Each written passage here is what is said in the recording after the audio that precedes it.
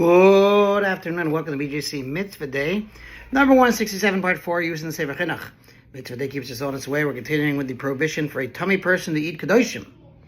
Among the laws of this mitzvah is that which the sages of blessed memory have said, that the situation of tumah that causes one to be liable if he eats kodashim is a case where one became tamei with a form of a biblical tumah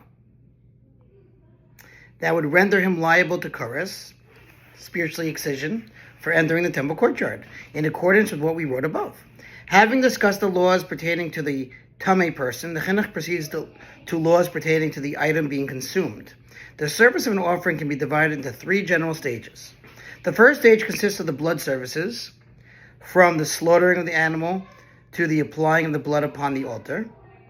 These services, also called avodos in Hebrew, are essential, and until they have been completed, it is forbidden to burn the sacrificial parts, the emurim, on the altar. And it is certainly forbidden to eat any of the parts of the offering that are designated for eventual consumption by the kohanim or the owners. These initial services are therefore known as the avodos that permit the emurim and the meat of the offering for burning on the altar and for consumption, respectively. And the blood is therefore known as a matir, a permitter, an item whose service renders another part of the offering permitted. The second stage consists of burning the emurim upon the altar, and the final stage consists of consuming the meat. The only part of the process that is essential to validity of the offering is the blood service.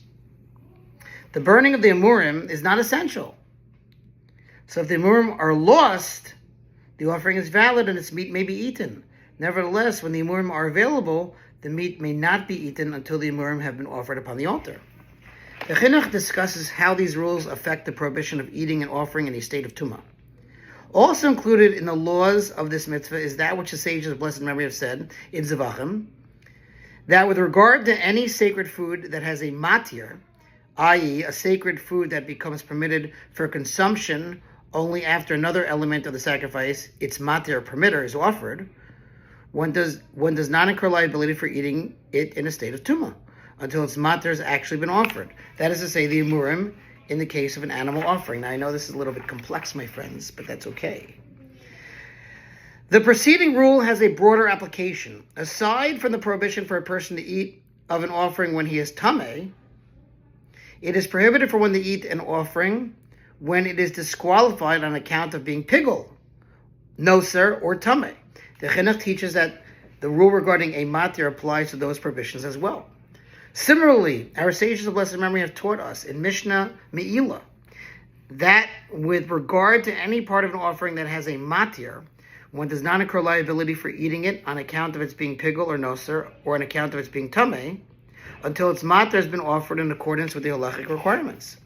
And with regard to any part of an offering that does not have a matir, once it has been consecrated in a sacred vessel, a kli sharis, one incurs liability for eating it if it is noser or tamei.